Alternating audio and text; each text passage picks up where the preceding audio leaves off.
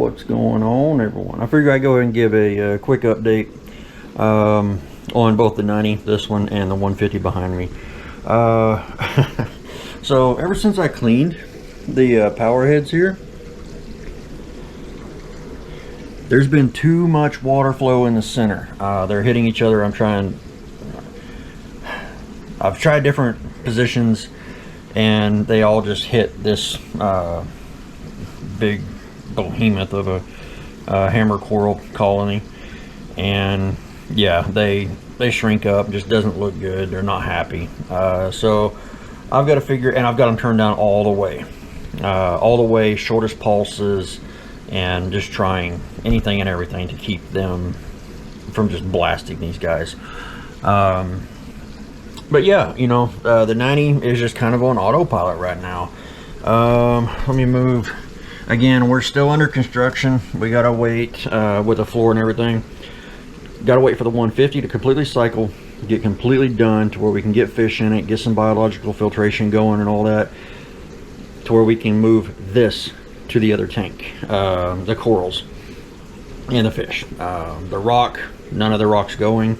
Like the firework clove polyps, those guys are actually going. I'm gonna chip them off now, like break off that top piece of rock, and only that top piece is going in. None of this rock is going into that other tank. So you can see we got the dose in there, and it's kind of a janky setup. I'm just trying anything and everything with this tank, just, you know, practicing before we get it all moved. I've also put a carbon reactor down there just to kind of polish the water, because it was starting to get really bad. I did go back and I'm using filter socks again. I ordered 6 new filter socks. They are the 8-inch, so they're the shorter ones, easier to clean, I think. But yeah, everything in here, you know, happy, healthy. I keep the windows and everything closed up. We have me and my wife, we have a Doberman, and then we have 2 cats. And because of that, 7.93 is the pH right now. On the 150, I will eventually be running a CO2 scrubber just to see what it does. And yeah, that's pretty much the update on the 90. It's just the 90's happy. It's doing what it does. Having a little bit of issue, you know, with like the power head. And I do want to do a little test real quick. So right there's my fingers right at the edge of the screen, and then over here, fingers right at the edge of the screen. So I noticed something in post the other day, and now you guys are witness to how I try to figure it out. Anyway, torch happy, firework clove polyps happy, Monty, I don't think you can make it mad anymore now that I've changed the salt. Acans, actually they're not called acans anymore, I forget what they're called, but they're happy. Hammer happy. Zoanthids, I wish they would die. GSP, same. So anyway guys, time for an update on the 150. It looks exactly the same. I mean, yeah. So I'm waiting for the nitrites to fall. Right now ammonia is 0. Nitrates are through the roof. I need an ultra high range nitrate checker to figure out what my nitrates are. They're over 75.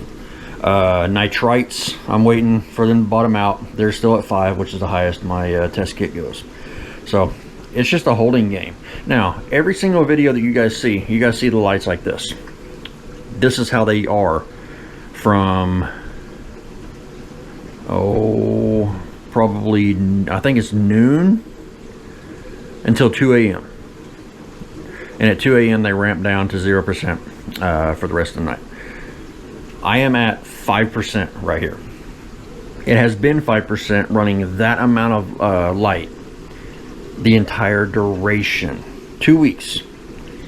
And as you can see, there's no algae here. I'll put a little bit brighter light on there. There's no algae on here.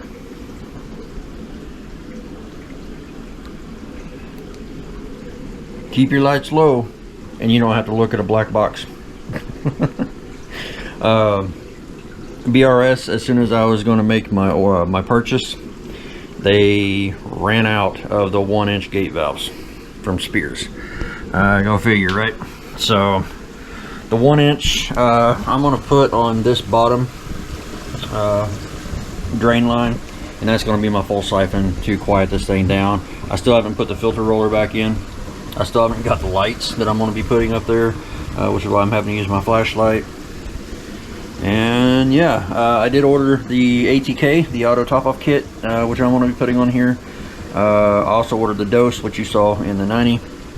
And again, this tank is just kind of in a holding pattern. Wire management, yeah, still about the same. I did just notice this. My heater's off. Uh-oh. What happened?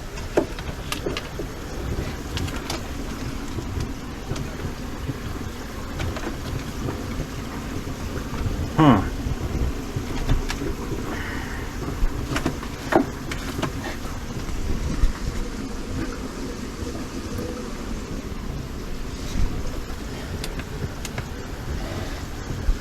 Alright, I gotta go investigate that. I don't know why that heater controller is not turned on. I didn't turn it off. I hope. I'll be right back. Alright, so we're just gonna do it like this. I'm gonna have to change my code. I think there's something weird with that temperature controller. As you can see, my temperature is 78.3, and I should be doing a screen capture on this, but yeah, it is what it is. I have my temperature controller set to turn on at 77.5, turn off at 78. I mean, as you can see, it does get up there, but it shouldn't. I don't know what changed from here to here. I have no idea what changed here. As you can see, there was some spikes in here, and then it come back down, and then it spiked back up. That temperature controller is not holding a steady temp. And before anybody says anything, yes, I have went in and done a calibration to try to match the apex and the temperature controller. Huh. Alright, more testing is needed. Be right back. Alright, while I'm thinking about the heater situation, we've got this going. Get a little light on the subject here. What in the world is that? Well, that is that. Except it's supposed to be, I don't know, about yay tall. This is a print from last night. You can kind of see that little nub right there. That's where it stopped, because we had a thunderstorm and it killed the power. And I'm using Octoprint, and as far as I know, Octoprint doesn't have a restart feature. And yeah, power goes out, print stops. There's no way to restart. I guess I could restart it at that particular layer, but I don't know what layer it was on. Anyway, kind of is what it is. Just went ahead and restarted it. It sucks because that's a lot of filament. But what that's going to be is something for another video. So, I think what the problem is on this is back there in the back are the two probes for the temperature controller. I'm gonna have to change around. I've been meaning to do this for a while, and this is gonna kind of force my hand. I've been needing to set some fail safes on my heater, because if you remember, I had where I had the pumps. Oh, we were doing the aquascape, and I needed to be able to see down through the top, and so I turned all the pumps off, and this chamber here just kept heating and heating and heating, because this chamber over here where all the probes are just kept cooling and cooling and cooling. I need to put these probes back over here. I actually put them over here. They were up here, but I need to put them back over here with all of the other probes, and then set a fail safe that if main pump is off, then off. and that will stop every bit of the issue that I had with that heater. You know, these systems are only as dumb as the operator, and I'm pretty dumb. I can be, but no. I never went in and set any fail safes. That's why this kept heating up, heating up. And if I didn't catch it, it could have potentially have melted the acrylic there on the bottom, and that would have been catastrophic. But okay, so I figured out why why that temperature controller is turned off, and it's basically because it reached 78.5.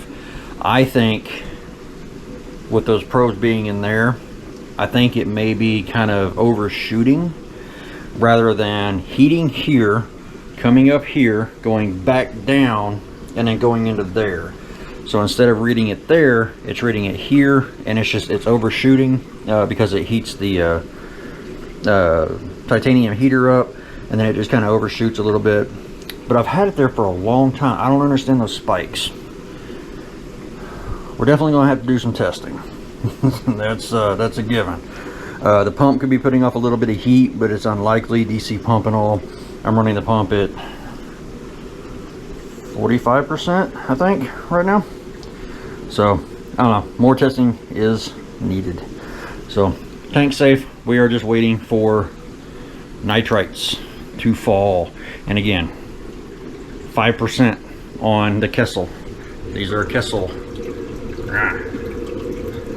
A360X. And I do have the Wi-Fi dongle, and they are all connected together. So I have 3 of them. If you notice that this one's a little bit dimmer in the back than the other two, that's because this one is actually pulled forward because of the overflow back there. Yeah. Anyway, guys, I do want to thank you guys for watching. This is just a quick update. A little bit of a panic moment because my heater wasn't on. It didn't feel like the water was too cold because I did put my hand in it. Like, is this thing ice cold? A little bit of a panic moment. I understand why it's doing it now. I think we're going to get some probes moved around, and that should squash that little issue. It's just one of them growing pains. But yeah, whenever you have a new system, you just kind of go through stuff like this. So, guys, thank you so much for watching. You know what? I don't want to end you guys on looking at a bleach white tank. That's better. We'll see you guys in the next video.